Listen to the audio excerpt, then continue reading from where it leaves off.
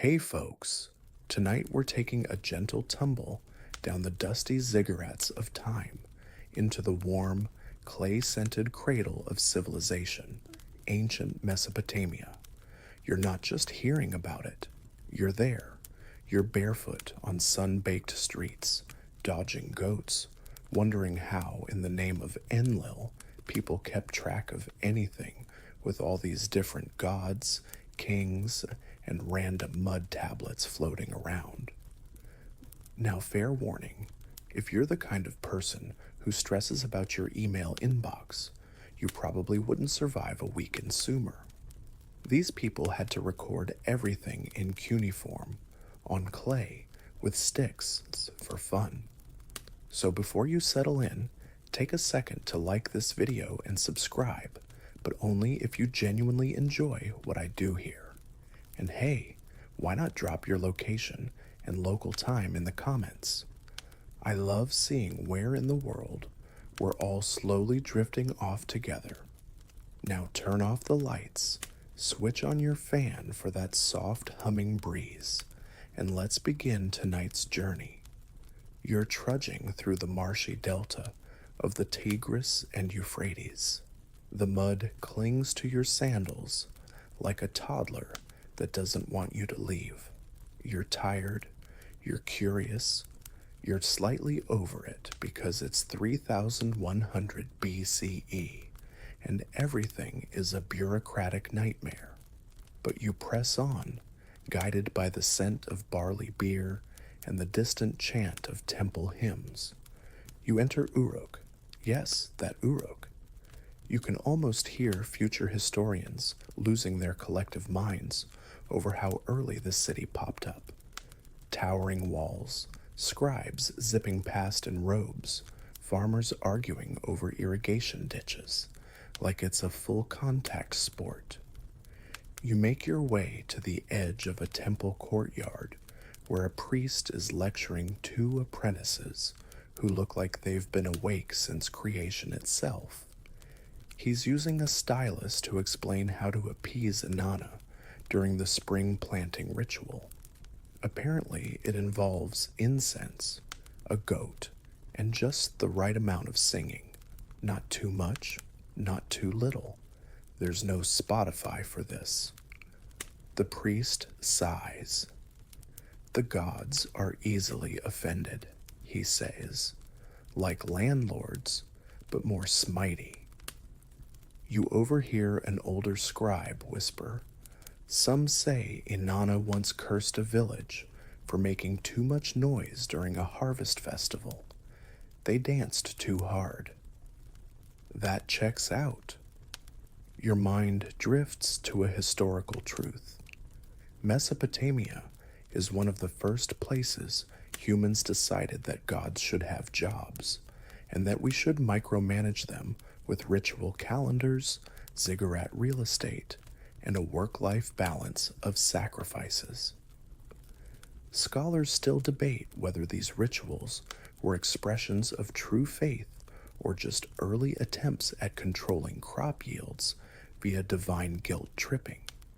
One thing's for sure, these folks did not play around with divine protocol.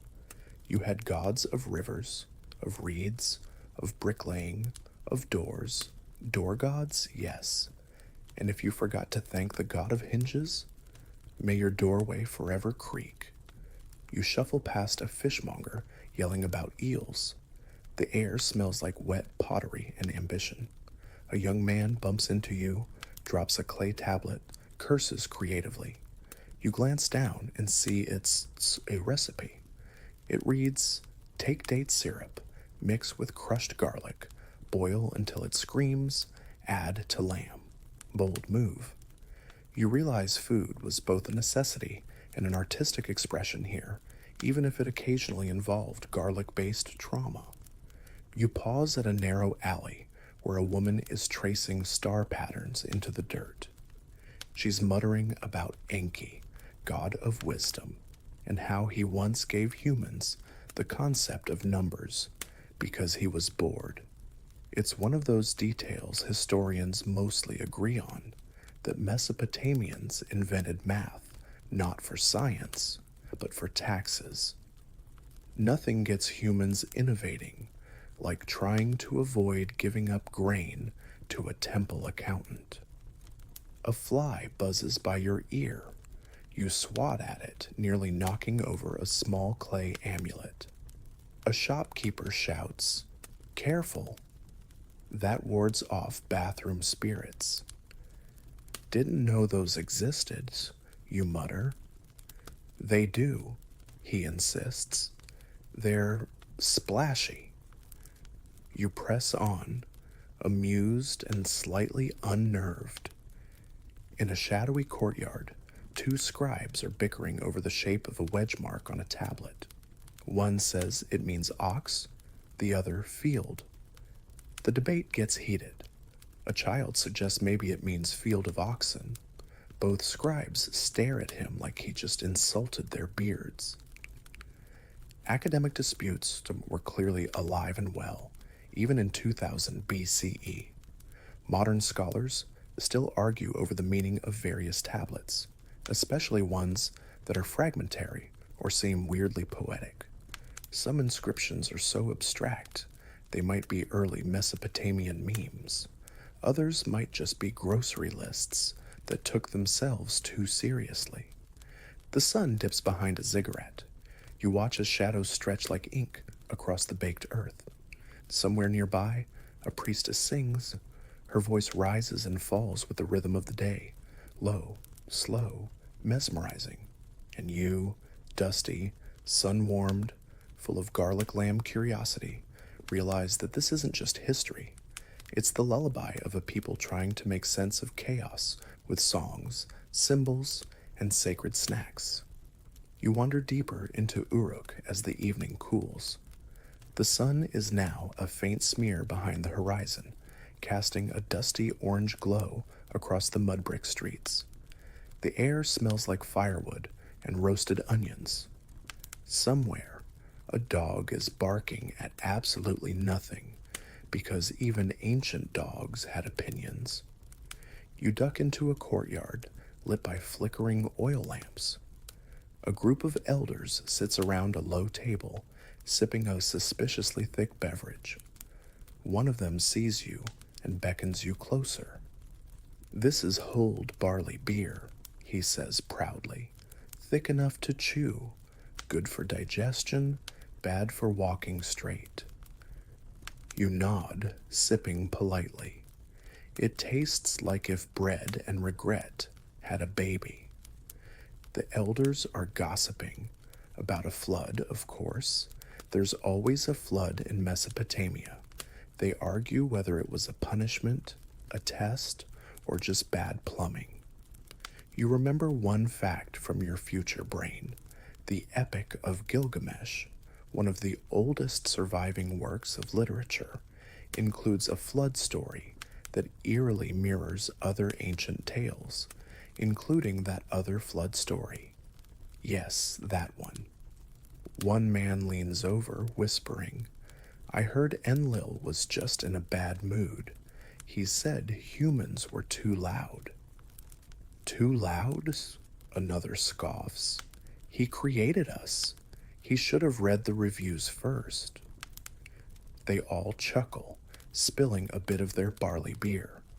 One of them points to the stars overhead, barely visible between rooftop edges. "We used to name those," he says. "Now only the priests know their stories. Everything becomes sacred once it's too complicated to explain." You can't help but think of how we still do this. Wrap mystery in ritual and call it divine, or just call it quantum physics. A young girl tiptoes in, holding a clay tablet nearly her size. "My homework," she grunts. "It's a list of sheep, names, numbers, hair patterns." You wonder, was this the first ever school assignment? Possibly. Historians agree that Mesopotamia had one of the earliest school systems, Idubus, where scribes in training copied the same texts over and over. Sounds familiar, right? Except instead of pencils, it was reeds. And instead of paper, it was wet clay. And if you made a mistake, you didn't get an eraser, you got shouted at in Sumerian. You walk with her for a while as she delivers the tablet to a stern man with impressive eyebrows. He grunts approval. You leave quickly. The city buzzes, even at night. Lamps glow in archways. Voices drift in and out of earshot, and everywhere there's the faint tap, tap, tap of styluses on clay. This place never really sleeps. Too many gods to thank, too many taxes to dodge, too many goats to count. You round a corner and nearly trip over a statue. It's small but fierce, wide eyes, a square jaw, holding a plunger? No, wait. That's a mace. Probably. A vendor nearby pipes up. That's Lugalbanda, Hero King. He once outran the wind itself. You raise an eyebrow. No, really, the wind. You nod slowly, the way one does when agreeing to myths at bedtime. Historians still debate whether he was real, the vendor adds, or just a literary flex. You find that delightful. So many of Mesopotamia's figures blur the line between history and legend. Gilgamesh, Enmerkar, Lugalzagesi, try saying that 5 times fast. They may have been kings, or gods, or just really compelling characters in long-winded poems meant to impress someone's boss. You buy a small clay figure from the vendor. It looks vaguely like a lion, or maybe a very angry cat. Hard to say. You tuck it into your pouch. Somewhere nearby, a group is rehearsing a ritual. There's a rhythmic chanting, a steady drum beat, and a smell of something burning that definitely isn't incense. You peek in and see a high priest pacing dramatically. The moon god must be honored, he shouts. With cake. Wait, what? You look closer. Indeed, there's a flat, round cake on the altar, surrounded by what might be raisins, maybe figs, possibly insects. It's a detail historians love to debate. Mesopotamian offerings weren't always solemn. Sometimes they were feasts, sometimes they were comedy. Some rituals included singing, dancing, and, believe it or not, jokes. There's even a surviving Sumerian joke that might be the oldest in the world. It goes something like, "What has never happened since time began? A young woman did not fart in her husband's lap." Comedy gold, circa 1900 BCE. You chuckle to yourself as the chant continues. The rhythm seeps into your bones. You begin to feel a strange comfort, like you've been here forever, and the world makes sense as long as you bow 3 times and never insult the god of baked goods. The stars wheel overhead. The clay beneath your feet is warm from a day's worth of sun. You are lulled not by silence, but by 1,000 small noises, footsteps, whispers, distant drums, the occasional angry goat. This is Mesopotamia, and you're exactly where you should be. The sky above Uruk is now soaked in indigo. Stars flicker like shy fireflies, while the scent of roasted lentils lingers in the alleyways. You're still walking, because in ancient Mesopotamia, everything is either an errand, a ritual, or a really slow commute. You wander into a quieter district, where the houses are smaller, the voices softer. You pause beside a canal, watching the water slither past like a lazy snake.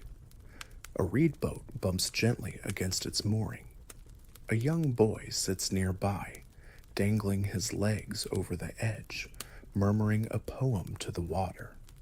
You catch a few lines, something about a bull, a cedar forest, and vengeance. Epic of Gilgamesh, a voice says behind you. An old woman with silver-streaked hair smiles faintly. Everyone tells it differently. Some say it's about grief. Others say it's about hubris. Me? I think it's just two guys having a really dramatic road trip. She laughs softly, but the tablets don't lie. You nod. She's right, and yes, those tablets, the massive, weighty, flood-hardened clay texts, are real. They were found in libraries like the one in Nineveh, far to the north, where scribes cataloged dreams, tax records, and curses with the same care. There's a historical consensus. Mesopotamia gave us the first libraries, and naturally, the first overdue fees. You sit beside her, listening to frogs croak somewhere upstream. She hums a lullaby in a language that hasn't been spoken in 3,000 years. Yet it feels familiar, like a song you forgot you knew. A cart rolls past, pulled by a donkey with opinions. Two teenagers argue about whose god is better at fixing rain. You smile, realizing even theology had teen drama. You follow a narrow path to the edge of a ziggurat. The temple looms above you like a stepped mountain, each layer a staircase toward the divine. You ascend slowly, barefoot now, the stone warm under your soles.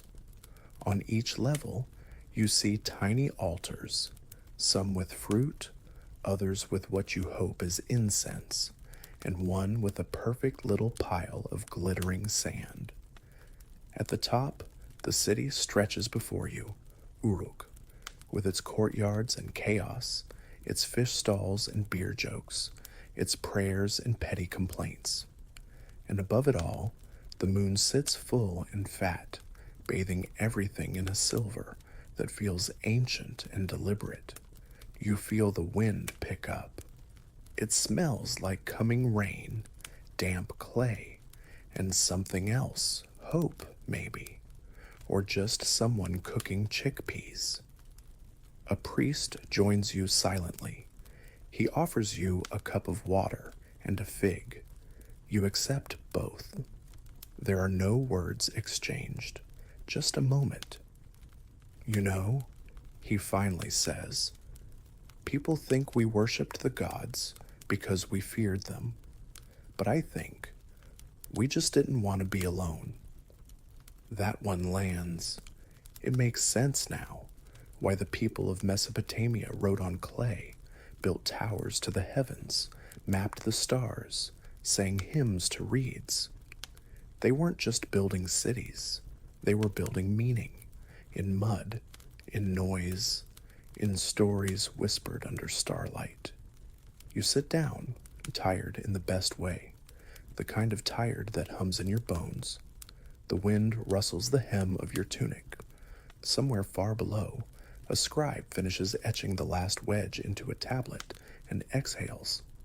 And that sound, that soft breath of completion, it carries across the rooftops, into the night, into your story. You close your eyes. You wake to the scent of burning resin and a chorus of sleepy roosters. Not one rooster, a chorus. You're still in Mesopotamia, but something's changed. The ziggurats are taller, the markets are noisier, the scribes now wear even stiffer robes, if that's possible. You're in Babylon now. You stretch. The air here hums differently, not just because it's a new city, but because Babylon has ambition. Uruk whispered its hymns. Babylon broadcasts them through golden trumpets, literal and metaphorical. A boy runs past, clutching a miniature lion on a leash. You blink. Nope, still there. A merchant calls to you from his booth. Best lapis-lazuli this side of the Zagros. You nod politely, still trying to figure out what day, what century it is. But then you see it, the Ishtar Gate, tall, brilliant blue, stamped with lions, dragons, and aurochs, all in glazed tile so vibrant it makes your dreams look dusty. You stand in front of it like it's the entrance to another world, because it is. You're ushered through with a group of diplomats. Yes, you are now traveling with diplomats who are here to pay tribute to the king. You don't know which king. Babylon had so many kings, they probably had a royal waiting room. As you walk, someone whispers, "This is the reign of Nebuchadnezzar II." You nod slowly. The name lands like thunder. Big guy, big walls, big hanging gardens. Maybe. That's the academic debate of the day. Did the hanging gardens of Babylon actually exist, or were they just poetic fan fiction about ancient irrigation? Some historians argue they were a metaphor. Others say they were misattributed and actually in Nineveh. Others just want lunch. You find yourself in the palace courtyard, where scribes scurry under grapevine trellises, mumbling about clay quotas and tax errors. One of them bumps into you, drops a tablet, groans, and says, "Not again. That was my copy of the instructions of Shurapak." You glance down. It's a father-to-son wisdom text from centuries ago, offering advice like, "Don't buy fish on a holy day and never curse a well." Solid advice, honestly. You walk past a sculpture of Marduk, Babylon's patron god, who always looks mildly annoyed in every depiction. He's holding a spade and a ring, or possibly a measuring tape and a really intense bracelet. Scholars still debate the symbolism. Some think it represents divine authority. Others think it was just a cosmic DIY kit. You hear a clanging from the temple district and follow it, intrigued. There, in the center of a tiled plaza, a group of temple musicians is rehearsing a hymn. They play lyres, harps, and a weird percussion instrument that looks suspiciously like a wooden xylophone. One player is just shaking a gourd full of pebbles, like it's the ancient Mesopotamian equivalent of cowbell.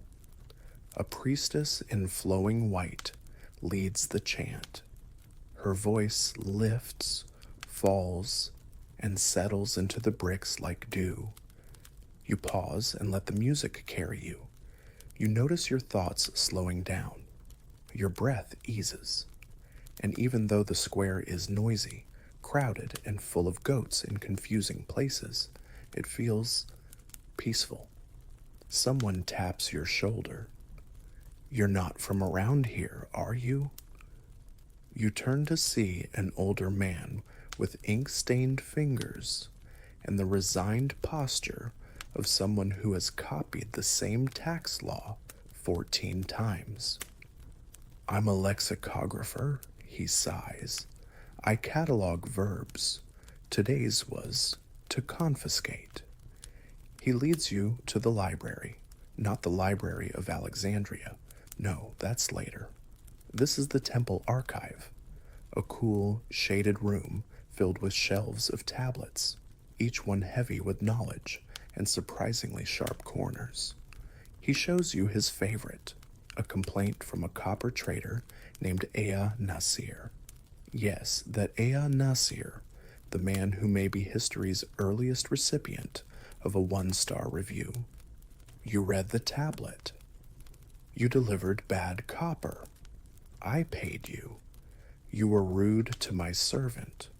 Also, your courtyard smells. You laugh, and the lexicographer grins.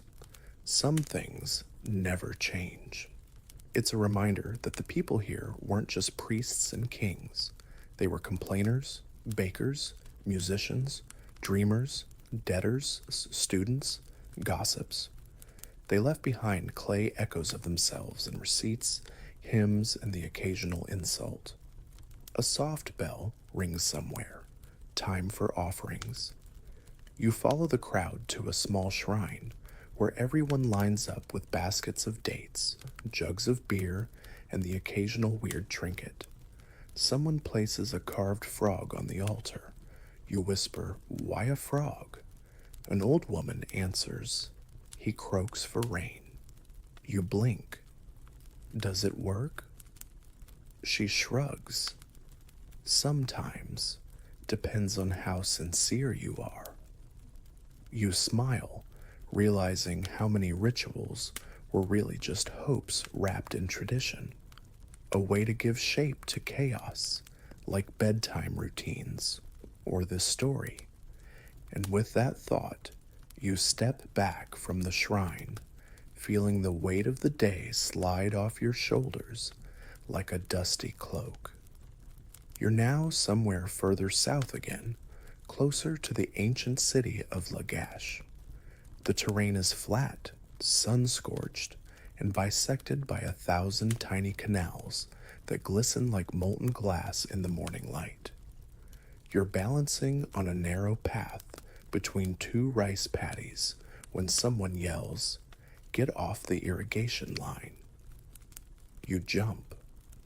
A very short, very serious official in a conical hat scowls at you. He waves a stick covered in carved notches and mutters something about royal water law protocols. You back away apologetically. That was close, because here in Sumer, irrigation is a big deal. Control of water was power. And in Lagash, power came with tablets. So many tablets. You end up in a dusty public square where trials are being held under the sharp eye of a local judge. There's a crowd, some shouting, a nervous goat again, and a man who insists his neighbor's ox keeps eating his grain while he sleeps. The judge gestures to a scribe who begins to read from what looks like a small brick. It's one of the oldest surviving law codes, predating even Hammurabi's. It's the code of Urukagana, or at least something close to it. The original's long gone, but this version is close enough. Fines for corruption, protections for widows, bans on extravagant funeral meats. You nod. Nothing ruins grief like overpriced brisket. The accused farmer denies everything. "My ox is vegetarian," he shouts. Everyone stares. The judge raises an eyebrow, scribbles something down, and hands out a fine. The farmer groans and offers a basket of onions as payment. Case closed. You're ushered away by a young legal apprentice named Dumuzi, who says, "This was nothing. You should have seen last week's trial. 2 women fighting over a statue that cries when it rains." You mean, like it leaks? He shrugs. Or maybe divine tears, still pending investigation.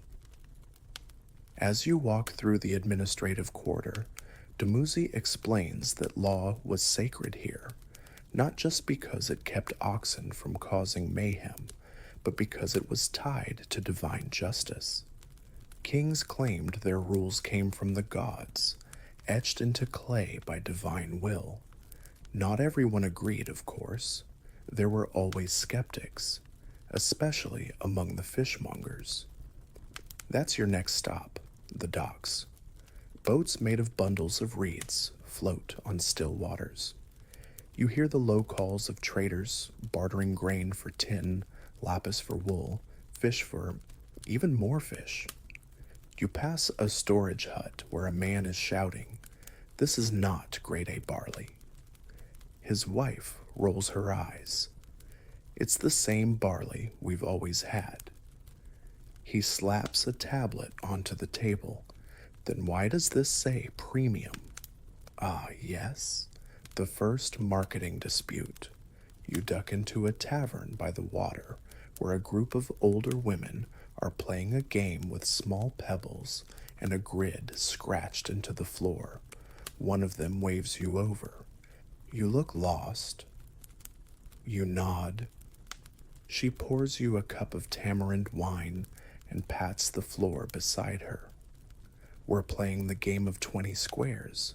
Loser has to sweep the goat pen. Where is the goat pen?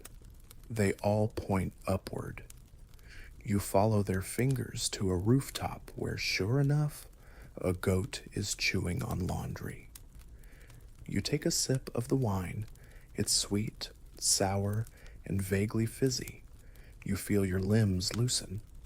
The women begin telling stories of priests who accidentally cursed themselves, of temples built on top of rival temples out of pettiness, and of one woman's cousin who claims she once dated a minor god, but he ghosted her after the solstice. You laugh, they laugh, and then one of them leans in close and whispers, "Did you hear about the omen last week? A comet split in three." You shiver. Even in a dreamlike drift through history, omens hit different. They explain that celestial signs were everything here. A goat giving birth to twins during an eclipse? You might want to reschedule your wedding?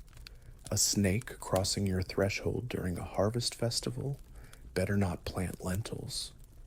The priests recorded thousands of these patterns, desperately trying to decode the divine inbox. Historians still debate how much people believed versus how much they documented, just in case. Some suggest omen catalogs were more like early data science than true faith, a way to identify patterns, assign meaning, and occasionally scare your neighbors into obedience. You wander out again as dusk settles, pacing a procession of men carrying bronze tools and bowls of incense. They're heading toward a small temple shaped like a beehive.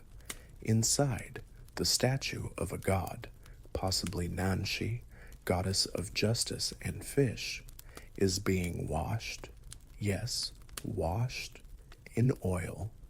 You're told it's part of the monthly ritual cleansing, a divine bath. She likes to smell like cedar and lemons, someone adds helpfully. You nod as if that makes perfect sense. The scent follows you as you walk further into the city, and soon you realize something gentle is blooming in your chest.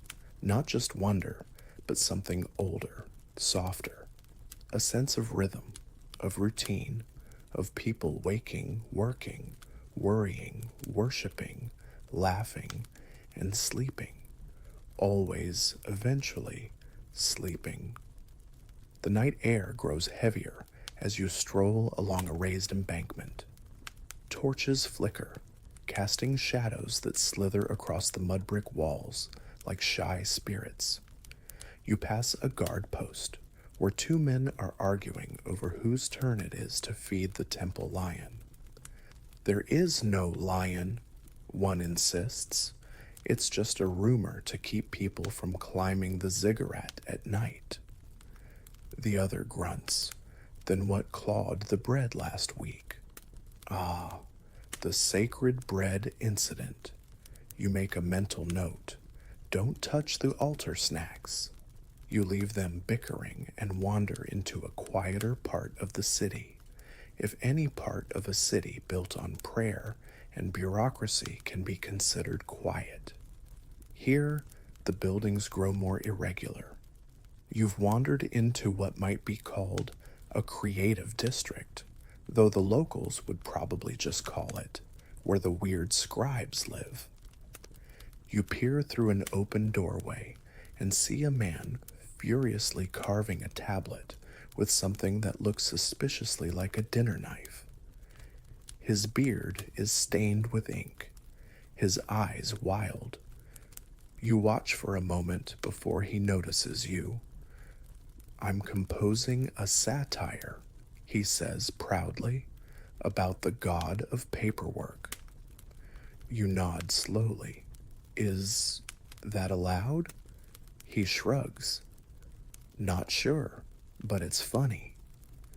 You move on, amused and mildly concerned. Scholars today argue over how much freedom ancient writers had. Some suggest satire existed. Others say even a joke about a god's bad haircut could get you banned from barley festivals for life. You slip into a small courtyard where a group of children are learning math by arranging pebbles on a grid. Their teacher, a woman with the patience of 20 oxen, hums a melody as she explains how to subtract sheep from a hypothetical herd. You start with 23 sheep, she says. Then one is stolen by a neighbor, one falls in a well, and one turns out to be a goat in disguise. Trick question? A boy asks. Number welcome to real life. Indeed, Mesopotamian math was not abstract. It was practical, built for merchants, farmers, builders.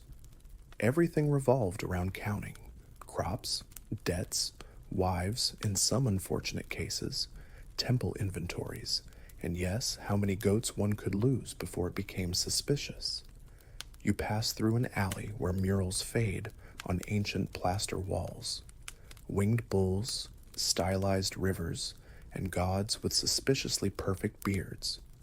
A man is repainting one of the gods, muttering to himself. What's wrong, you ask? The beard's not curly enough, he huffs. He's the god of storms, not the god of soup.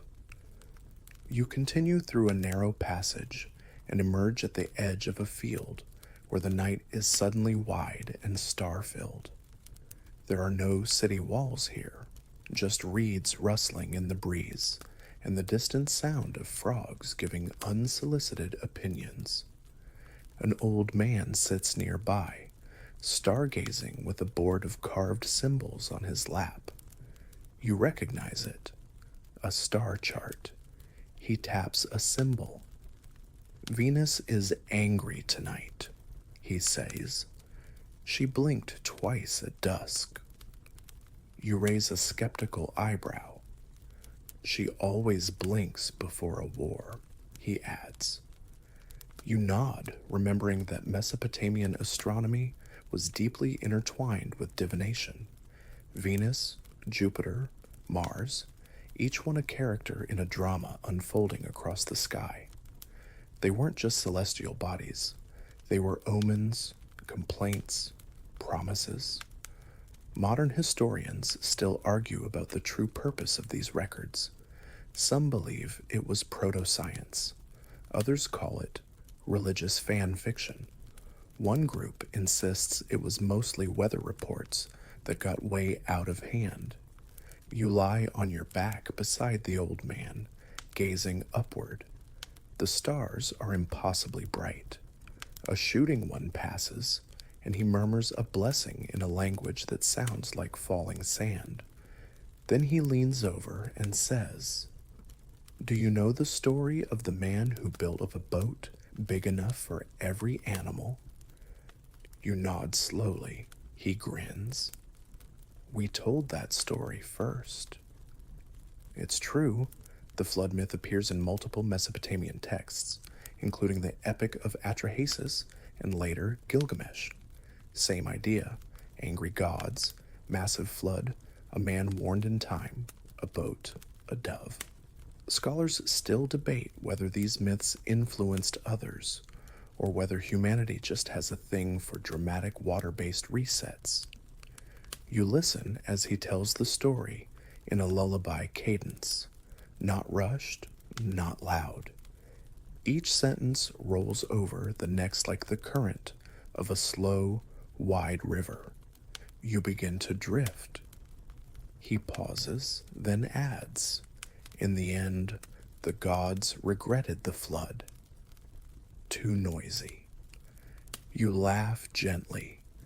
Even divinity, it seems, suffers from second thoughts. You make your way back toward the city, now cloaked in shadow and flickering light. At a bakery, a woman sings as she kneads dough. Her voice is low, thick, beautiful. You stand by the doorway, letting it wrap around you like warm smoke.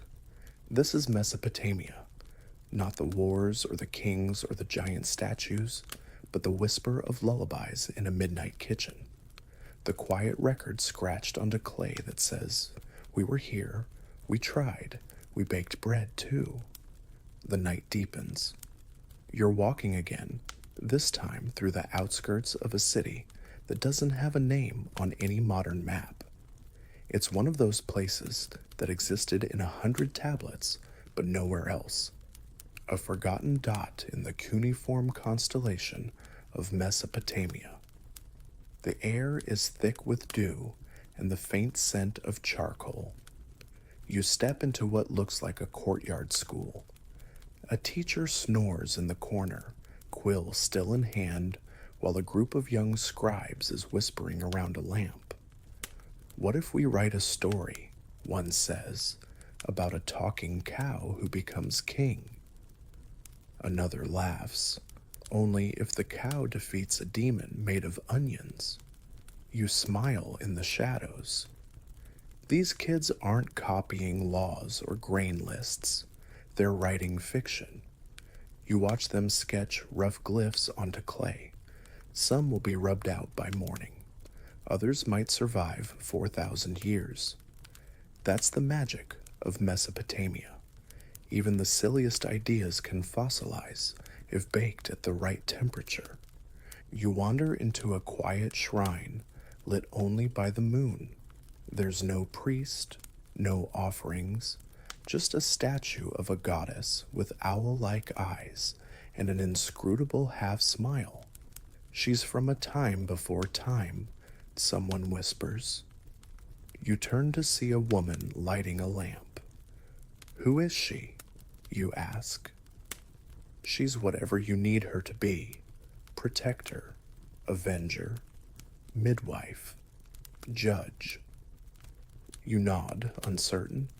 The Mesopotamians had gods for everything, yes, but they also reused them, recycled, rebranded, merged. Ishtar becomes Inanna becomes Astarte. There's a modern argument about whether they were different deities or just different marketing strategies. You step outside again, the cool wind pressing against your skin like a whisper. The stars shimmer overhead. The night is quiet, but not still. You stumble upon a small procession. No drums, no chants, just people carrying books, not clay tablets, but books. You blink. That's not right. That's time leaking. You're in the ruins now, the outlines of walls that no longer exist. A guide is speaking in broken English to a tour group that doesn't know they're dreaming. A kid is texting under the shadow of a toppled ziggurat. You look down and see your feet are barefoot again, but not dusty, just fading. A voice behind you says, "History isn't past. It's just a dream someone else finished writing." You turn. No one's there. You walk toward a fountain that shouldn't exist, its water flowing in reverse. The surface shows scenes from earlier tonight. Uruk, the flood, the goat on the roof.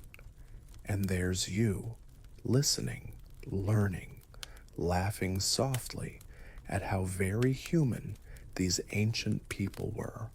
One final detail sticks with you. Mesopotamians believed in a place called the Land of No Return, a kind of quiet afterlife, dusty, dark, not sad, just inevitable. But tonight, you're not going there. You're going to bed. You return to the temple rooftop of Uruk, where you began. You lie down. The clay is warm again. The breeze is steady. And in the sky above, the moon looks down like an old friend. Your eyes grow heavy. The last thing you hear is the faint scratch of stylus on clay. Someone, somewhere, writing your name into the story. You're not sure how long you've been lying there, on the temple rooftop, beneath a sky so full of stars, it feels like the gods themselves are breathing slowly above you. But now, something's shifted. You sit up, and the world feels quieter. Uruk is gone. Babylon is silent. The cities, the priests, the scribes, the goats, all faded into the dust. You're standing in a space that isn't quite a room. Walls made of starlight, a floor of cracked clay tablets suspended in air. When one of them floats past your face, you reach out. It hums. The tablet whispers, "Welcome to the archives of sleep." Another tablet drifts by.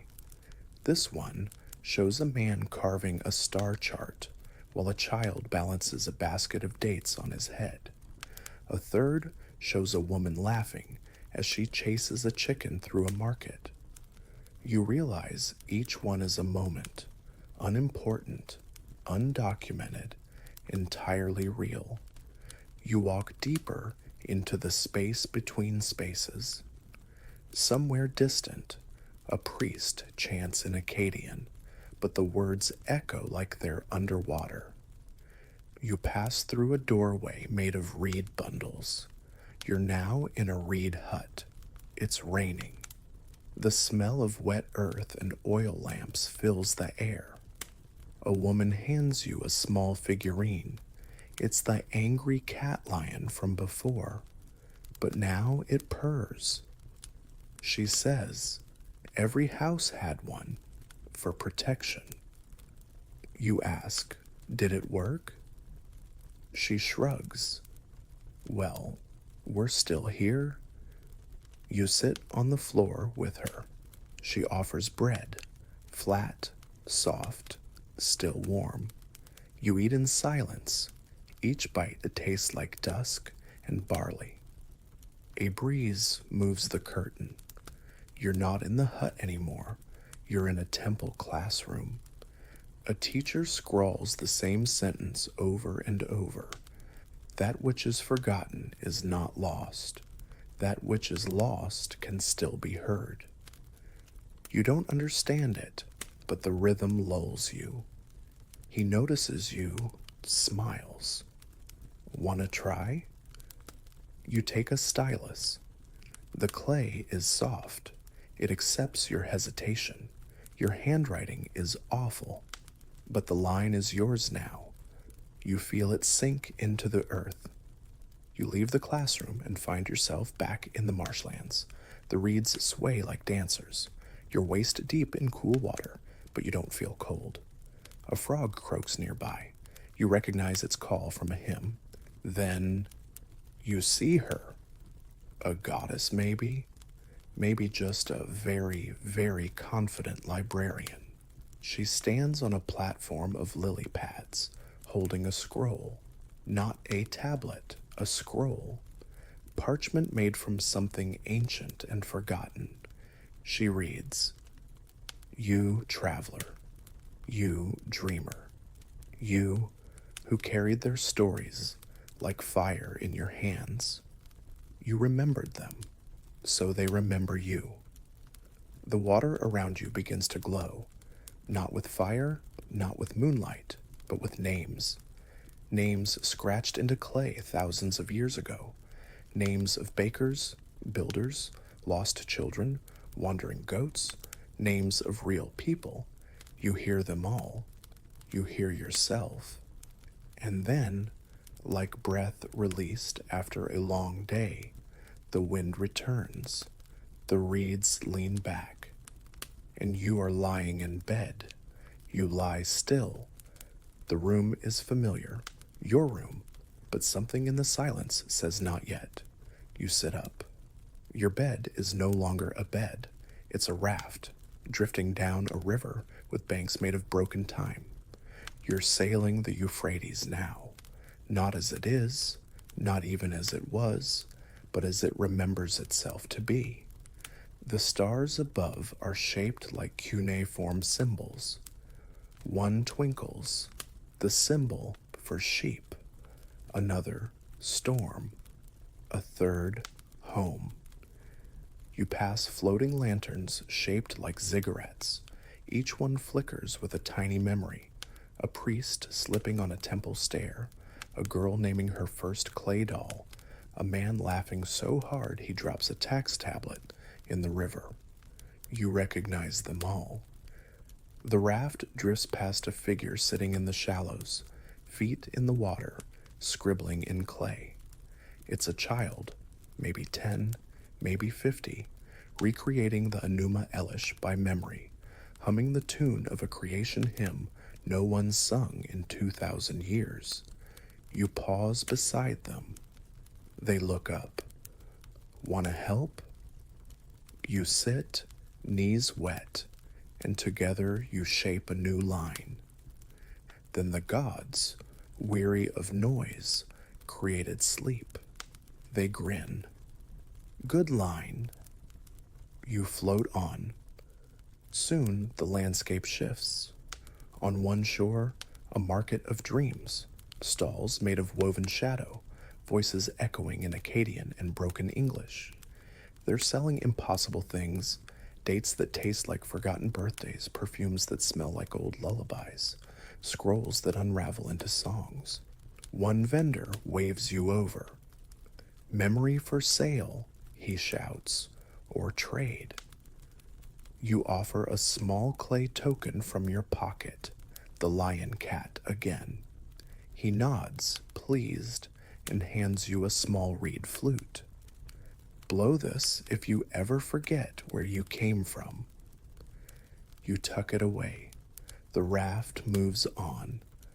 A soft mist rises.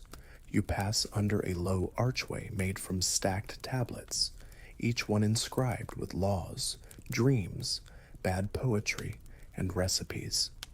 One reads, "To cook lentils properly, curse them once and stir 3 times." You smile.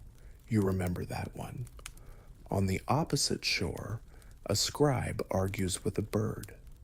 "No, the wedge goes that way," he says. The bird chirps, defiantly.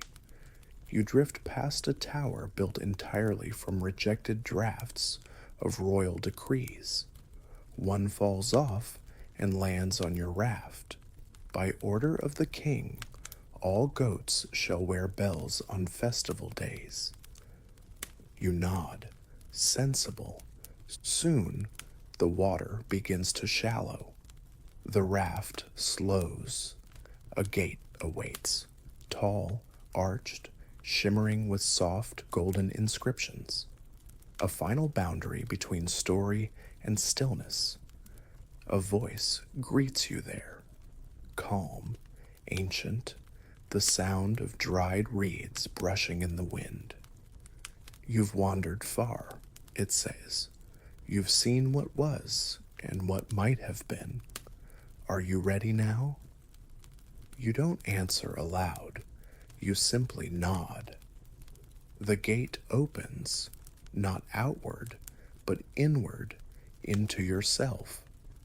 And as you pass through, the river disappears, the sky dims, and your thoughts become quiet. Not empty, just rested. You lie back again. The bed returns. Oh, the raft is gone. The stars fade. But the clay is still warm beneath your hands. You are floating, not on a raft, not in a city, but within a quiet too large to measure. Your body feels as if it were carved gently from the same clay they used for the first stories. You are no longer walking, listening, or remembering. You are simply being. Above you, the sky is no longer full of stars. It's filled with symbols, thousands of them. Some you recognize: sheep, water, house, joy. Others are personal. One looks like your favorite memory.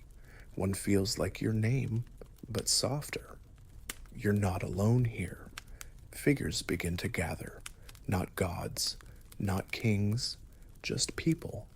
A grandmother adjusting a shawl, a boy holding a fish awkwardly, a scribe covered in ink smudges, waving shyly.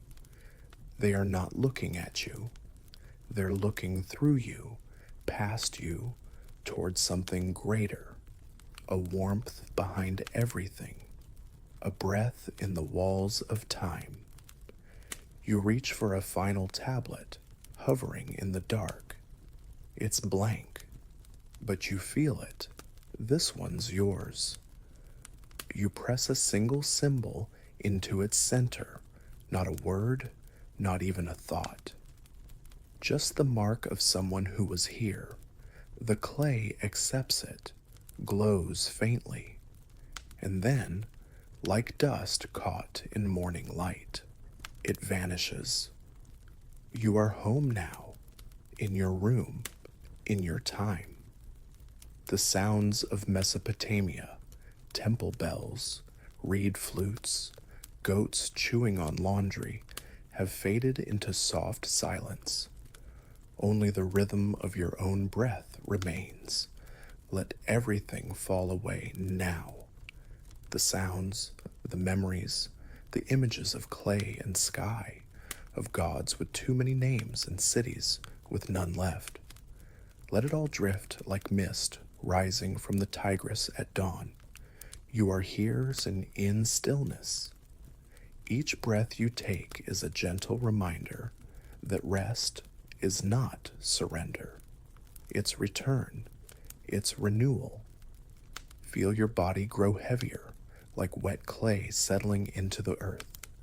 Let your thoughts slow, stretching out into long, soft lines like uniform lullabies. No need to understand them. Just feel them hum beneath your ribs. With every breath out, you melt a little further into the quiet. Muscles loosen, eyelids soften. The world narrows gently, not in fear, but in comfort. You are safe. You are full of stories. You are made of memory and warmth. And as the last flickers of the ancient night fade into gray, know that you've carried something with you, a rhythm, a pulse, a distant echo of lives long gone, still whispering softly. You are not alone. You've walked with the first dreamers. You've laughed with the first poets. You've slept beside the first stars. And now, it's your turn. Hey folks, tonight we're gliding through moonlight and watercolor into the swirling brushstrokes of Tang Dynasty China, where artists didn't just paint pictures, they painted dreams on silk, on fans, for emperors, courtesans, and sometimes just to cope with humidity. You're stepping into a world where the wind isn't just weather, it's inspiration, where a lotus isn't just a flower, it's a metaphor that comes with its own scroll commentary. Now, fair warning, if you can barely manage to draw a stick figure without your pencil breaking in protest, you probably wouldn't have lasted 5 minutes in a Tang Dynasty art studio. These folks painted on rippling fabric with brushes made from rabbit whiskers.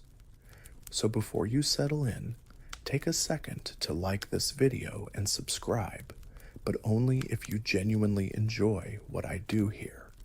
And hey, drop your city and local time in the comments. I love knowing where and when we're falling asleep together across the world. Now turn off the lights, switch on your fan for that soft humming breeze, and let's begin tonight's journey. You wake to the scent of lotus sap and ink. The floor beneath you is cool stone.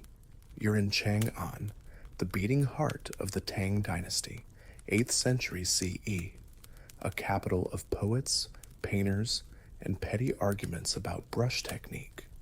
You're wearing robes, soft, heavy, and suspiciously expensive. A gift? A prank? A statement? Either way, they swish dramatically as you walk. which feels correct. Outside, the city pulses gently in the morning haze. Couriers rush past with scrolls clutched to their chests like sacred relics. Vendors shout about fresh ginger and plum wine, and somewhere a scholar yells, "The brush must float," at a confused apprentice.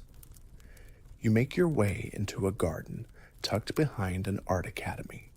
Bamboo rustles, koi splash lazily, and a woman is balancing a tray of porcelain bowls while reciting a poem about the color blue. You're here for the painters, the ones who made the fans. Not just any fans, dream fans. They weren't called that officially, of course, but that's what they were. Delicate, circular silk fans stretched tight, like moonlight caught in thread. Onto them, artists painted rivers that only flowed when you blinked, horses that galloped just by tilting your wrist, or lovers that only looked at each other in shadow. You watch a young man preparing his materials. He dips his brush, wolf hair fine-tipped, into ink made from burned pine and ground shell. His hands are steady, his brow furrowed. The silk beneath his brush flutters slightly in the wind.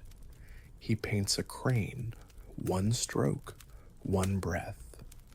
Historians agree Tang painters were masters of one-stroke motifs, a single, uninterrupted brush line meant to capture motion, mood, and spirit. No undo button, no second layer, just one chance to catch the thought before it flew away. Next to him, a girl paints clouds that turn into blossoms. Or maybe it's blossoms turning into clouds, you're not sure. That's the point, she whispers, not looking up. Too much clarity ruins a dream. You pause, feeling the truth of it. But not everything was so poetic. One older artist grumbles as he swats away a gnat with his sleeve. Dreams don't sell, peonies sell. Put a duck near a pond, and suddenly it's art. You chuckle. The truth is, not every fan was a spiritual masterpiece. Some were gifts, others were flirty messages. Some were political satire cleverly disguised as calligraphy. One fan, on display at the back, features a cat chasing a bean. That's it. That's the whole painting. It's charming, chaotic, and possibly deeply metaphorical, or not. Historians still debate whether that cat represents an official from the northern prefecture or just a cat. You wander deeper into the studio. The walls are lined with drying fans, each one suspended like pale moons. The air is thick with the smell of powdered pearl and lacquer. A man is grinding mineral pigment with a flat stone, his rhythm meditative. Blue. The blue is different here. Lapis lazuli, imported along the Silk Road, crushed into paint so rich it glows even in shadow. You hold up a fan painted with twilight mountains and watch as the peaks seem to breathe. Careful, someone says. That one makes people homesick. You lower it gently. There's a debate happening near the far window. 3 painters arguing over how much empty space is too much. It's air, one insists. Without air, a bird doesn't fly. It poses. It's laziness, another snaps. You just didn't feel like finishing the bamboo. A third sighs, sipping tea. The emperor likes it quiet. And there it is, the tension. Art as expression versus art as commission. Many Tang artists walked that line, serving court demands while slipping in philosophy, sadness, or humor. Some even painted entire poems onto fans, so that if you fanned yourself too hard, the meaning literally flew away. You find a quiet corner and sit beneath a wisteria vine. The sunlight dapples your face through hanging leaves. In your hands, a blank silk fan. A brush waits. And just for a moment, you consider what dream you would paint. You don't paint anything, not yet. You let the blank silk rest in your lap like a still pond. Instead, you watch. Because in this era, watching is part of the artistry, observing how the ink bleeds, how silence stretches between strokes, how a mistake can sometimes look wiser than the plan. You stand and follow the scent of boiled rice and green plum down a corridor where light slants through wooden screens. A group of older artists sits in a circle, not painting, but playing a game called Fan Whisper. Each person paints a small image on a fan, folds it, and passes it along. The next person adds a line of poetry. By the end, you have a fan full of barely connected thoughts, mountains, a moon, a fish, and a poem about heartbreak over stolen dumplings. You ask, "Is there a winner?" They laugh. "Only the wind." You try one. You paint a tree. Someone adds a goose. The next writes, "Even in flight, it longs for the tree's stillness." You're not sure if it's profound or just sleepy. Either way, it feels true. One woman is painting while lying flat on the floor. She doesn't seem tired, just committed. "Perspective," she murmurs. "You only understand the sky when you're below it." You nod like you completely understand, even though you mostly want a nap. You walk through the garden again, where courtesans and poets are gathered beneath a pavilion.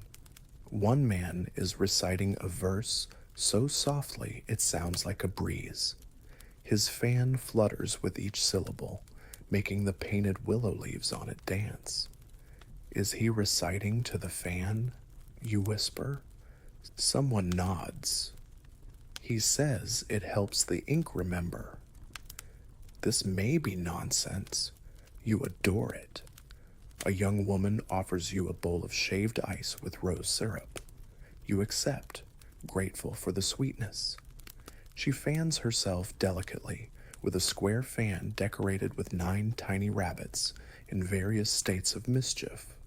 You ask, "What does it mean?" She shrugs. "Some believe they're moon spirits. I just like rabbits." There it is again, the duality of Tang art. It could be cosmic, it could be cute. Sometimes it was both. A painter nearby is using tea instead of ink. He says it gives the lines a warmth you can't explain, only feel. His painting? A man sitting under a tree, frowning at a fish that may or may not be levitating. Still deciding what it means, he says, sipping more tea. Later, you hear a scholar complaining loudly that circular fans are inferior for narrative flow. He prefers folding fans, newer, imported from Japan. His friend counters, but you fold the story. You bend the emotion. They argue for 20 minutes about whether tragedy should be painted with warmer or cooler tones. You wander off again. Back in the studio, an imperial messenger arrives.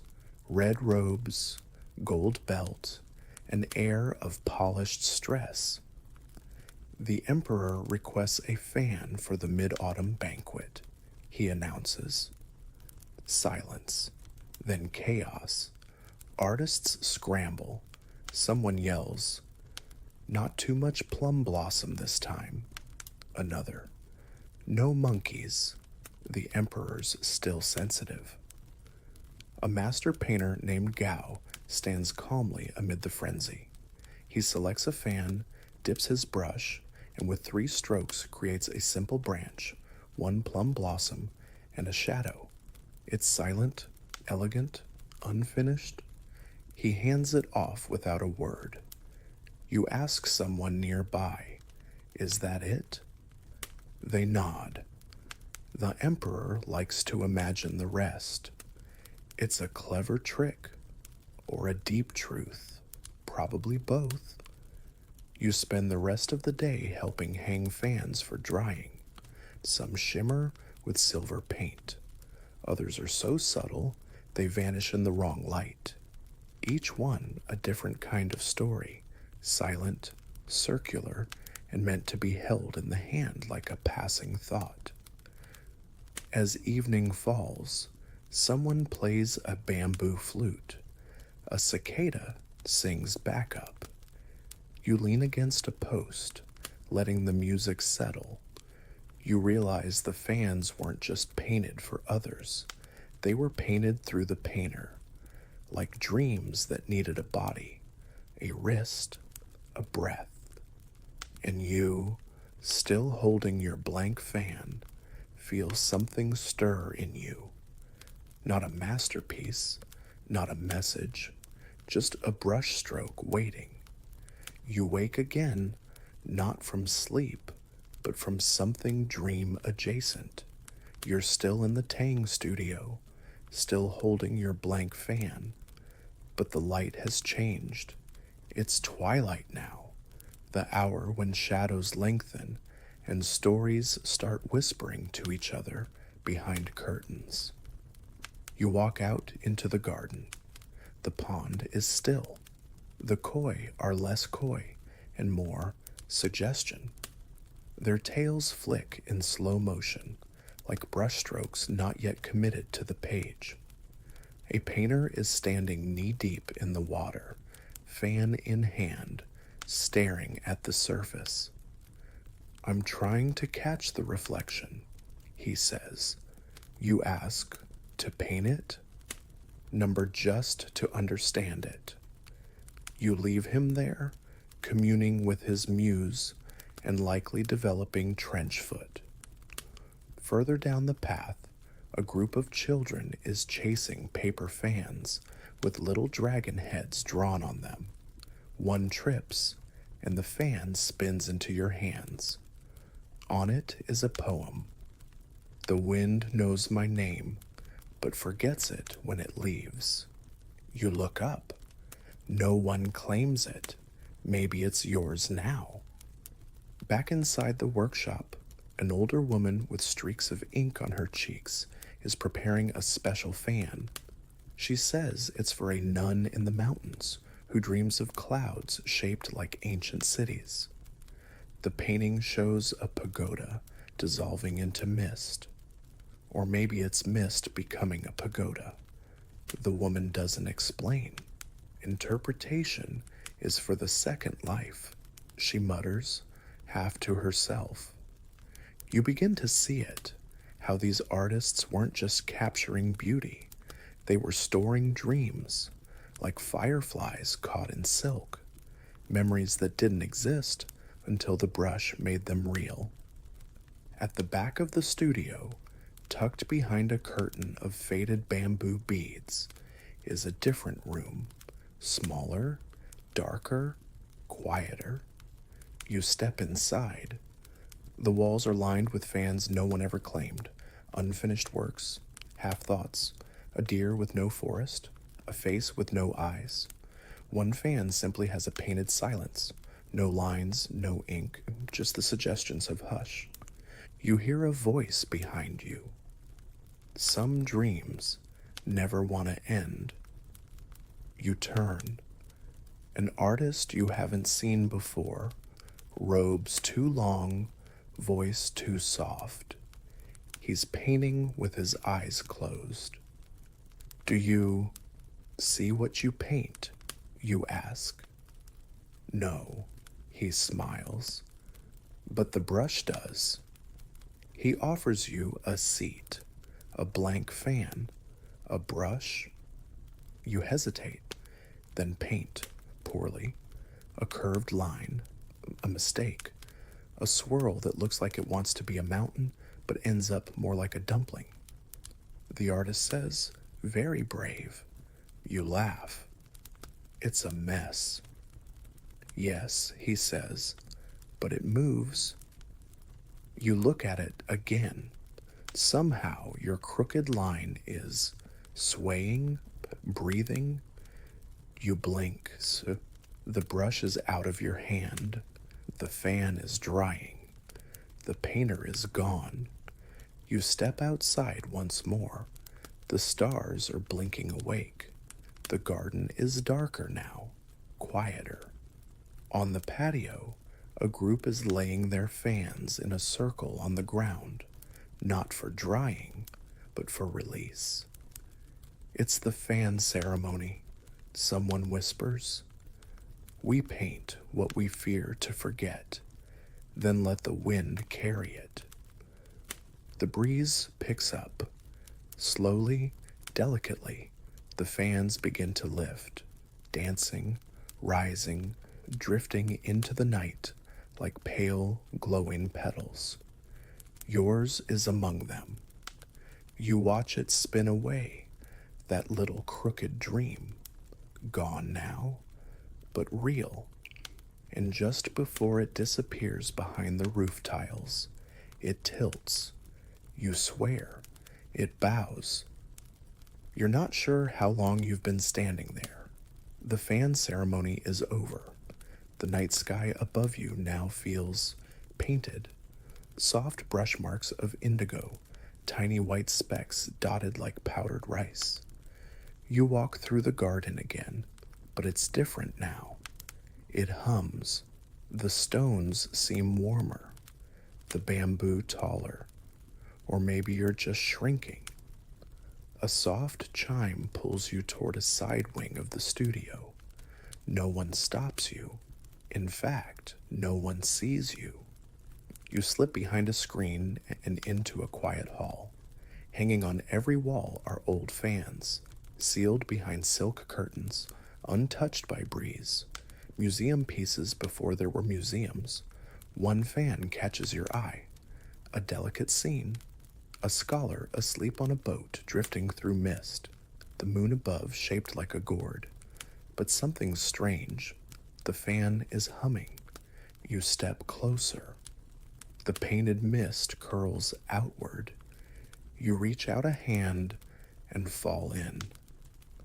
You land gently in the boat. Real? Painted? Both? The scholar beside you doesn't wake. Or maybe he's not asleep. Maybe he's dreaming you. The mist around you thickens, then parts. A pavilion rises on the shore, glowing lanterns swinging like fireflies. Music drifts out. Flute, guzheng, a gentle drumbeat. You step off the boat. Inside the pavilion, everything is shifting. People wear robes that change color with the candlelight. Tea steams in cups that smell like jasmine and ink. A woman gestures for you to sit. She has eyes that reflect brushstrokes. "Welcome," she says, "to the gallery of things not meant to last." You sit. The cushion sighs beneath you. Tonight's theme, she continues, is moments that forgot to fade. The first fan is unrolled. It shows a cat asleep under a plum tree during snowfall. But when the lantern flickers, the snow melts. The plum blossoms open. The cat yawns. You blink. Fans like these, she says, were painted during the festival of ghosts, when memories come back wearing disguises. You look around. No one looks quite real now, or maybe no one ever did. The next fan is a map of a garden that no longer exists, except in the memory of a blind gardener who who once sang to turtles. Another fan, just a swirl. But when spun in candlelight, it becomes a dragon chasing its own tail. You ask, were these really painted? She shrugs. Some were. Some dreamt themselves into being. The pavilion trembles gently as someone brushes past a curtain. A man sits beside you, smiling faintly. His fan is blank. Failed dream, he says. Too ambitious. You nod as though you understand. But then he flips it, and on the back there's a single brushstroke. A wave. Not crashing, not still, just becoming. Sometimes, he says, you have to paint something that never resolves. You realize then you've passed into the other side of the studio, not the place where fans are painted, but the place where fans go, to rest, to breathe, to forget the hand that made them. Someone rings a bell. A paper screen parts. A procession begins. Fans, hundreds of them, float in midair, spinning slowly, each one lit from within, not glowing, but remembering. The woman whispers, "These are the ones too fragile for waking." One passes near your face. You see your crooked brushstroke again, the mountain dumpling. But now it's surrounded by a lake. A tree has grown next to it. There's someone sitting beneath it. They look like you. You reach for it. The moment your fingers graze the silk, everything pauses, then shifts. You are back in the artist's studio, but time has passed. Maybe years, maybe centuries. Everything is quieter. The inkstone is dry, the scrolls brittle. Dust dances where light used to fall. But your fan is still here, on a pedestal. A sign reads, anonymous, untitled, possibly self-aware.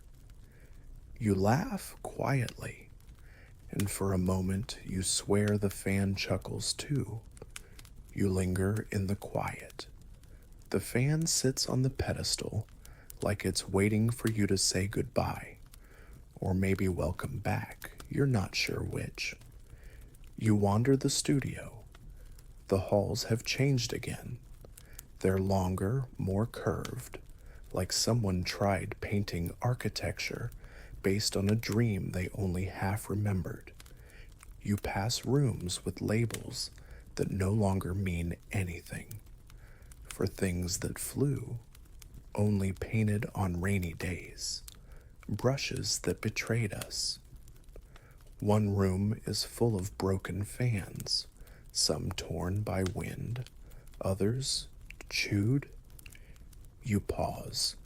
A boy pops his head out from beneath a silk pile. Sorry, the goat got in again. He tosses you a fan, shredded, half-painted, undeniably charming. A rooster in a hat. You keep it, you move onward. In a circular chamber, a group of scholars sits cross-legged in absolute silence, staring at a single fan hanging in midair. It's blank, or so you think. One of them breaks the silence. Observe the tension between form and refusal. Another murmurs, "It dares to not exist." A third wipes a tear. Brilliant, devastating. You nod politely and back away. Outside that room, you find an older artist sitting under a plum tree. Yes, inside the building. The plum tree is blooming, shedding its petals onto a fan she's painting slowly, stroke by patient stroke. It's a copy, she says without looking at you. The original was lost in a fire, or a flood, or to time, which is also a flood. She dabs the tip of her brush in snow-colored ink. You know, she continues, they used to say a perfect fan should contain three things: a lie, a memory, and something left unfinished. She points to a half-drawn moon on the fan. That's the lie. I've never seen the moon look like that. You ask, what's the memory? She smiles. The feeling of a robe sleeve, brushing your hand when someone you used to love walked past. You sit beside her. And the unfinished part? You ask softly.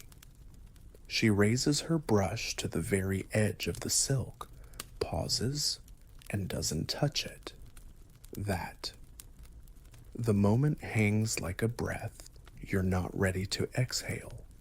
Later, you find yourself in a room full of scrolls labeled failed commissions. One depicts a tiger playing chess, another, a fan meant to display a changing season, but all four appear at once. One simply says, in very elegant brushwork, no. You laugh out loud. A woman passing by nods in solidarity. Artists, apparently, have always had days where the muse just ghosted them. In the courtyard, a trio of young painters is arguing over whether dreams should be drawn realistically or suggestively. I want the viewer to feel the goose, one says. The others groan. Another replies, I once painted a fan where the mountain became the dreamer. Pretentious, the first mutters. You just messed up the tree. Their teacher appears behind them like a silent cloud. You're all wrong, he says. A dream isn't drawn, it's escaped. You leave before anyone throws ink. Down a narrow hall, you find a fan displayed behind glass. It's painted with such precision it feels printed. You lean in to admire the brushwork. Tiny waves, silk robes, cherry blossoms mid-tumble. Then you see it, a fingerprint, smudged right in the corner. Someone touched it before it dried. You grin. Perfection, undone, human, beautiful. You start to notice fingerprints everywhere now. Faint, flawed, quietly defiant. Not mistakes and signatures. A quiet voice behind you says, that's how we know they were real. You turn. It's the man from the gallery, the one with the blank fan. He's holding a new one now. He offers it to you. This fan shows nothing. At first, then you tilt it. Light catches a pattern so faint it could be breath. It's a path, winding through mist, leading somewhere not painted. You follow it with your eyes until it leads off the edge of the silk. Where does it go? You ask. He smiles. That depends on where you stop imagining. You carry the path fan with you. You're not sure why. You just do. It hums gently when held, like it remembers something you haven't yet dreamed.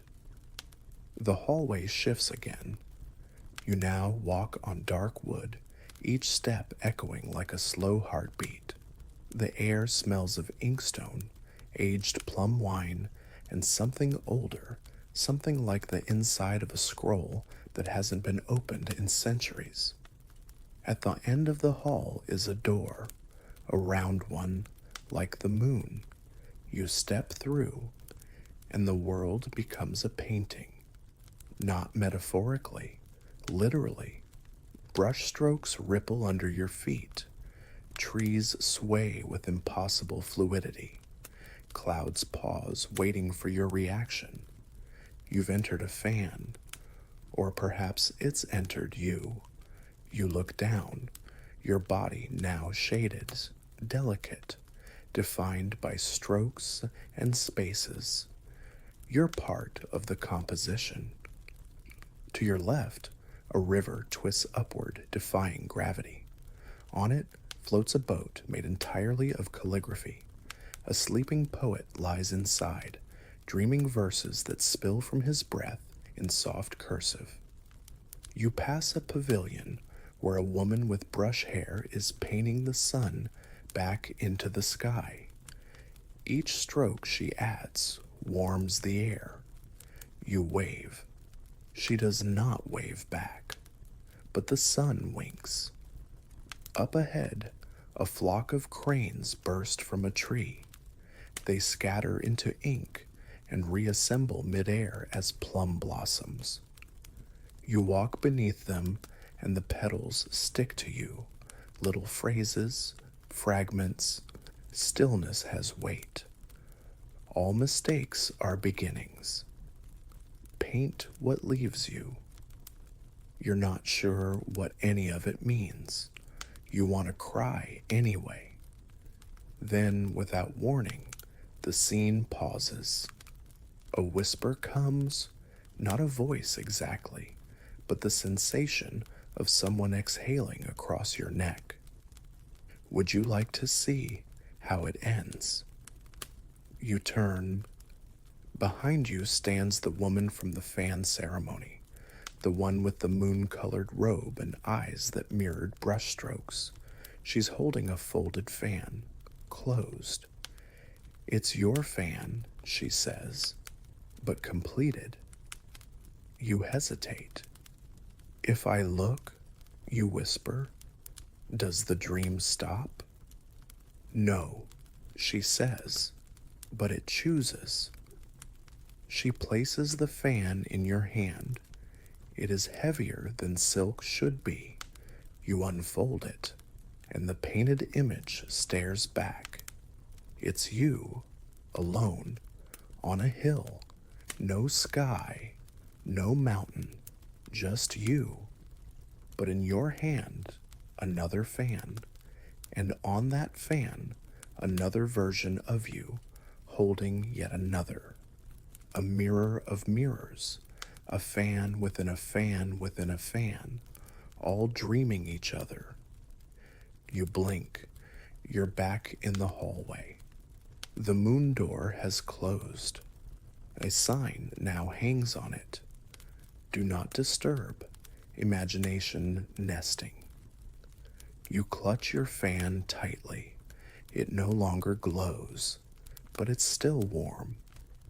Back in the studio's main hall, a new class of apprentices is unpacking scrolls.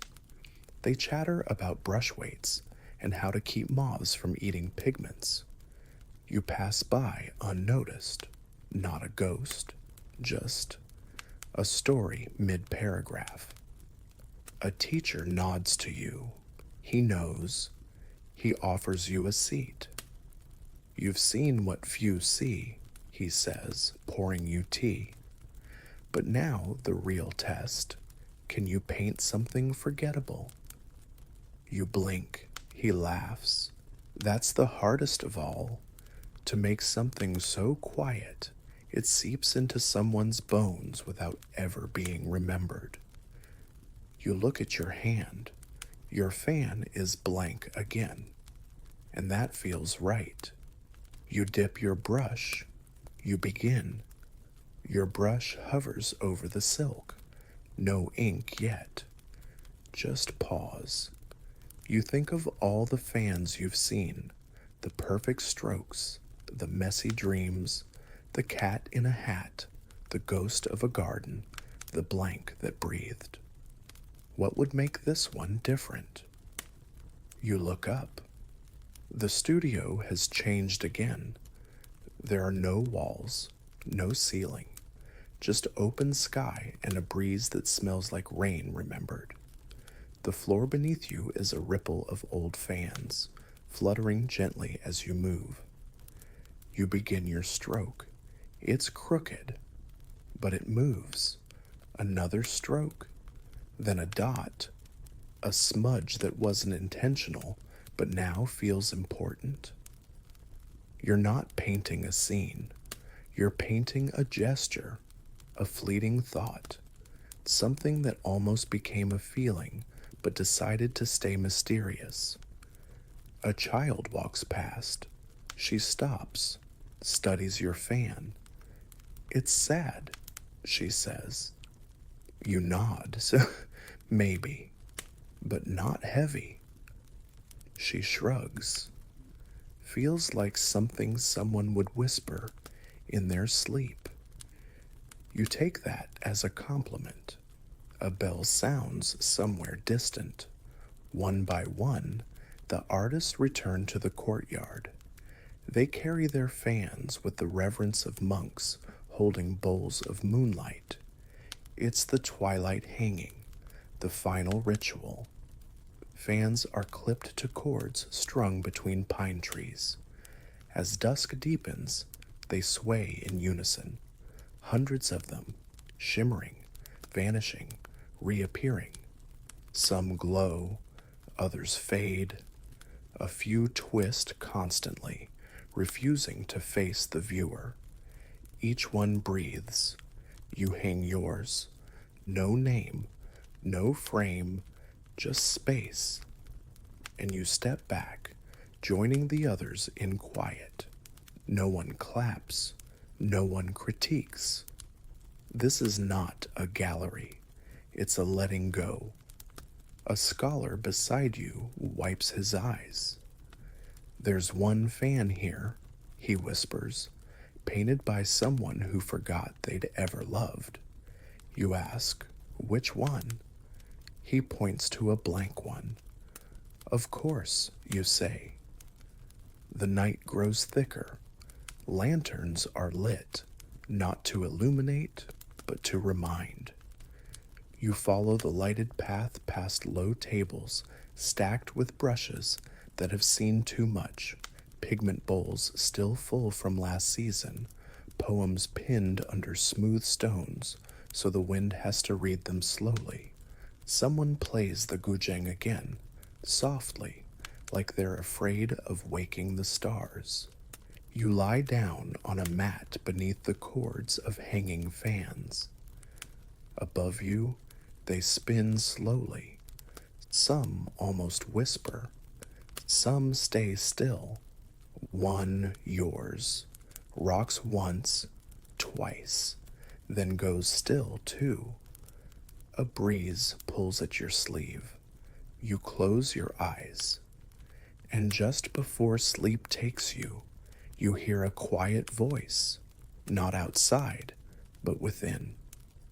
You didn't paint a picture. You painted a breath, and someone someday will dream it again. You wake, but not in your bed, just not yet. You're still in the courtyard, under the pine trees, where the fans sway like slow-breathing lanterns. It's morning, kind of. The light has that soft, golden, uncommitted quality, like it's not sure if it's sunrise or just a memory pretending to be one. You sit up. Your fan is gone, but you're not sad. You feel light. You wander the studio one last time. There are no students here now, no teachers, no arguments about whether clouds should be metaphorical. The walls whisper with after images. In the pigment room, bowls are filled with colors you've never seen. One shade looks like longing, another like laughter from 2 winters ago. You dip a finger into one called hindsight. It vanishes on contact. You smile. You move through the scroll library. One is open to a painting of a road leading into fog. No signature, no title. You flip it over. On the back, scrawled in tiny calligraphy, sometimes the road is the fan.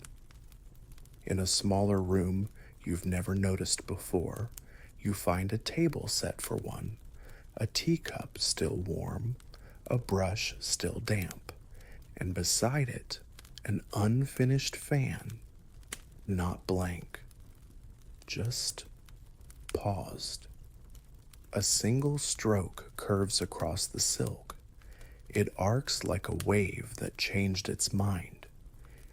You sit, not to finish it, just to witness it. The longer you look, the more you notice. This brushstroke is alive. It flutters with ideas, with almosts. A man enters behind you, old, silent, smiling like he's forgotten how not to. You don't remember me, he says, but I was the first to show you how to hold the brush. You look up. Maybe you do remember. Maybe it doesn't matter. He places something in front of you. A small fan.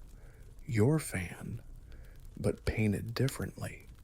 The crooked mountain is still there, but now it has a path, a figure, a sky. It grew on its own, he says. You open it gently. There's a poem written in the corner. When you leave no trace. Let the breeze explain you. You nod, then look around. The walls of the studio have started dissolving, ink turning back into water, wood into echo, fans floating upward, slow and silent, like memories too gentle to cling. You step outside for the last time. The city of Chang'an glows in the distance, but not as buildings. It glows as brushstrokes, curved roofs, flowing robes, markets that sway like paper lanterns in a breeze made entirely of song. You begin walking toward it, not to stay, just to say goodbye. You walk slowly, but not to arrive. The city of Chang'an is no longer a place. It's a memory shaped like a painting, colored by stories, textured by absence. You pass through streets that fade the moment you leave them. Vendors smile at you, like old friends you've never met. A group of poets waves from a tea shop. One holds up a fan that looks suspiciously familiar. You blink, gone. Your feet take you toward the palace gardens, where the emperor once requested fans painted only in moonlight. They say no one ever saw those fans in daylight again. You reach a gate covered in moss and silver paint. No guards, no hinges, just permission. You step through, and the world turns soft. You're in a courtyard with no walls, no sky, just silk draped between cypress trees, each one painted with scenes from lives that never quite happened.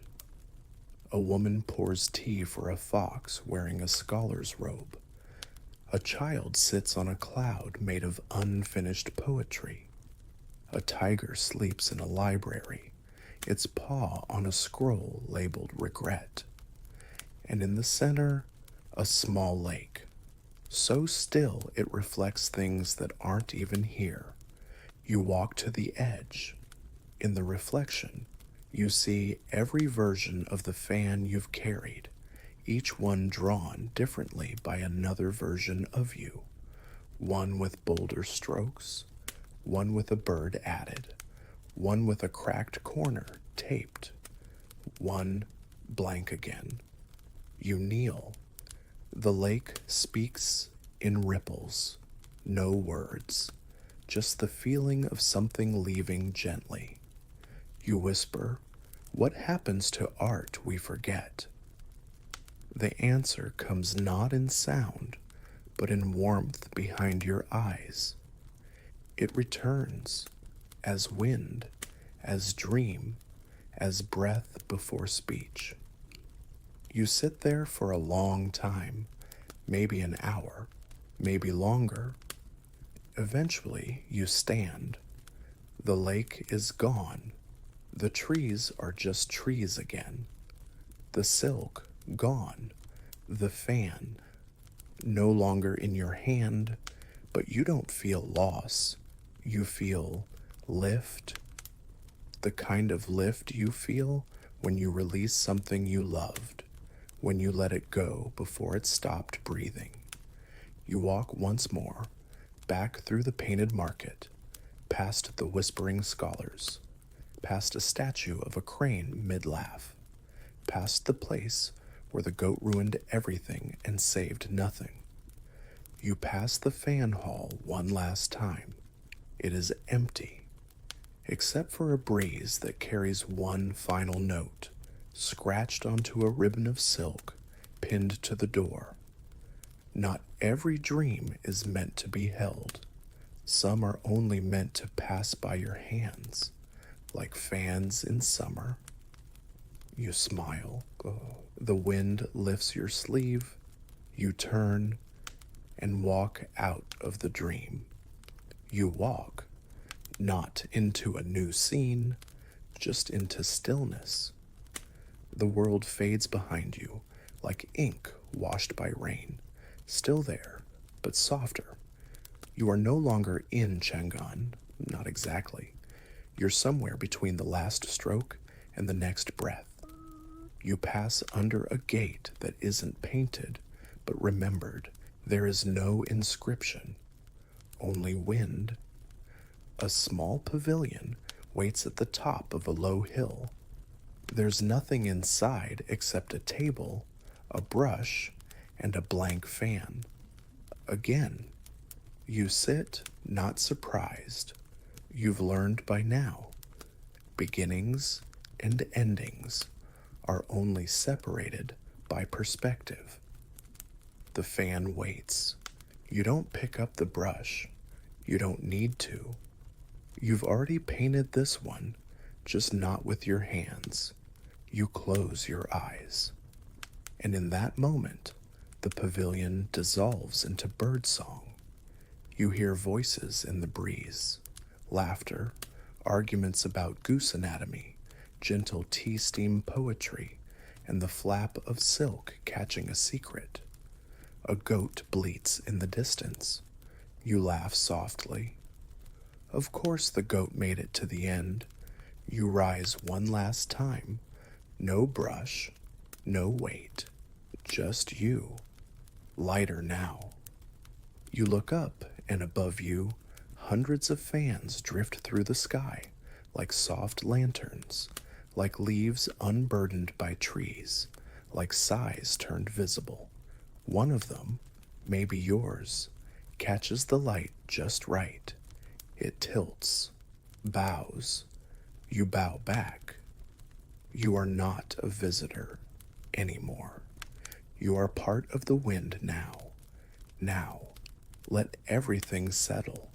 Let the story dissolve like mist on morning silk.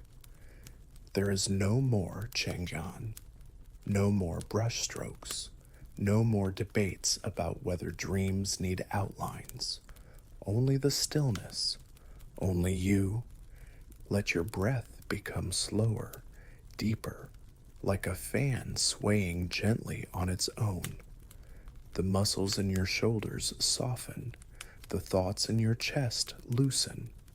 Even your eyelids begin to settle, like dust on lacquered wood. Nothing is rushing, nothing is asking. Everything is simply pausing. Feel your body sink into the mattress, into warmth, into quiet. The same quiet once found in ancient gardens, under plum trees, where forgotten artists painted with nothing but memory and moonlight. You are safe. You are enough. You've carried the weight of wonder. You've walked through folded poems. Now, it's time to sleep. Let your dreams unfold like silk fans, cool, slow, and full of spaces where the wind can play. You don't need to remember. You only need to rest. You only need to breathe. Let the last image fade like ink in morning rain. Let the hush carry you. Let go. Good night.